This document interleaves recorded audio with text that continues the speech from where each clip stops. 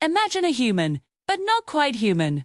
One that could break a hyena's spine with a single spear thrust and survive injuries that would kill us today. This wasn't a monster from a movie. This was a real person, a Neanderthal. And compared to us, they were absolute freaks of nature. We often picture them as dumb, brutish cavemen, but the truth is far more terrifying and fascinating. They were apex predators who ruled Ice Age Europe for over 300,000 years. But what made them so different? How did they see the world? And what happened when they finally met us, Homo sapiens?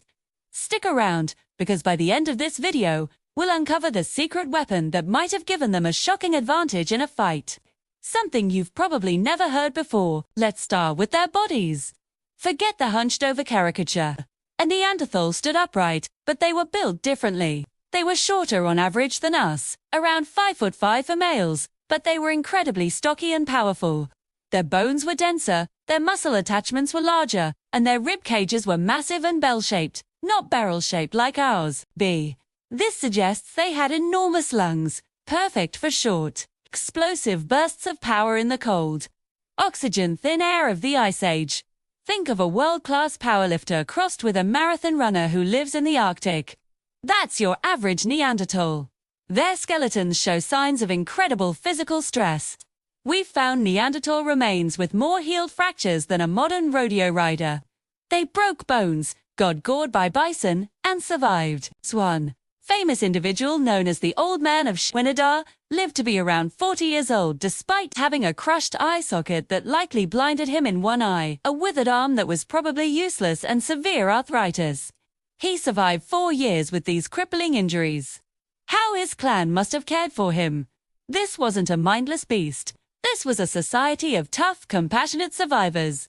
So, how did they use this incredible physique? Were ambush predators, specializing in close-quarters combat with megafauna. We're talking woolly mammoths, woolly rhinos, and giant cave bears. They didn't have bows and arrows to hunt from a distance. Their primary weapons were heavy, stone-tipped spears designed for thrusting, not throwing.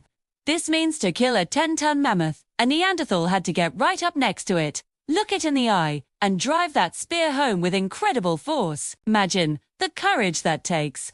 This hunting style is what led to all those injuries.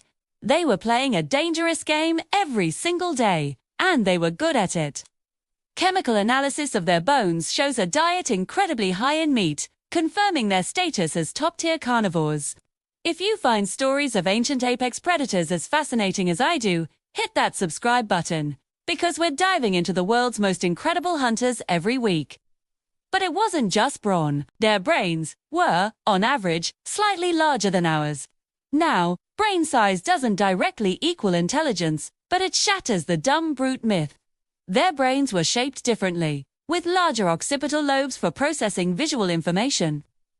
Some scientists theorize this means they had a heightened visual sense, perfectly adapted for spotting prey in the dim light of an Ice Age dawn or dusk. They were skilled toolmakers, perfecting the Mousterian industry, a complex technique for creating sharp flakes, scrapers, and points from a single coarse stone. They controlled fire, built simple shelters, and even buried their dead with what might be ceremonial objects, suggesting a belief in an afterlife, or at least a deep respect for their departed. We've found eagle talons and seashells with holes drilled in them, likely worn as jewelry. They had an aesthetic sense, a culture. This wasn't just an animal trying to survive, it was a person trying to live. So what did they sound like? Their hyoid bone, a crucial bone for speech in the throat, was virtually identical to ours. This strongly suggests they had the physical capacity for complex speech. Their vocal tract was shorter and wider, so their voices were likely higher pitched and more nasal than ours, but they almost certainly had a language. Can you imagine hearing that sound echoing through a frozen valley? A language that hasn't been spoken for 40,000 years. The thought is just chilling. They weren't just grunting, they were communicating, planning hunts, telling stories, and mourning their dead. They were a people with a history, a culture, and a voice that is now forever silent. The world they lived in was a true monster's planet, and they were at the very top of the food chain. Now, for that secret weapon I mentioned, It's not a claw or a fang, it's in their eyes. Recent studies on Neanderthal skulls suggest their eye sockets were significantly larger than ours. Combined with that enlarged visual cortex, it points to one stunning conclusion. Neanderthals had massive eyes adapted for low-light vision. They could see far better in the dark than Homo sapiens. In the long, dark winters of Ice Age Europe, this would have been a colossal advantage. While our ancestors were huddled around the fire, Neanderthals could be out hunting, moving through the twilight world with an ease we can't even imagine. Think of them like the cats of the human world, masters of the dusk and dawn. This visual superpower made them the ultimate nocturnal predators of their time. So what happened?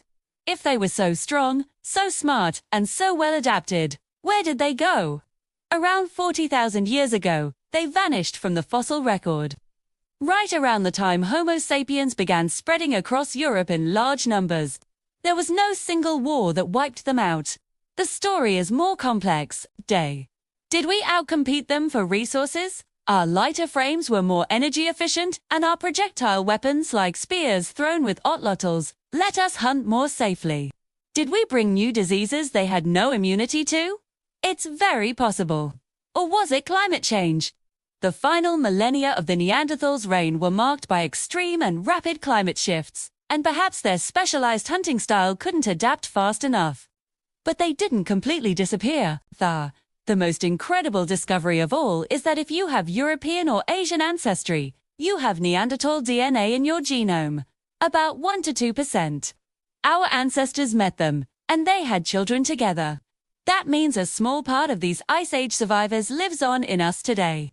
The genes they gave us affect everything from our hair and skin to our immune systems. So, the next time you look in the mirror, remember, you are looking at the descendant of a creature that stared down mammoths, thrived in a frozen world, and saw in the dark. They weren't a failed experiment.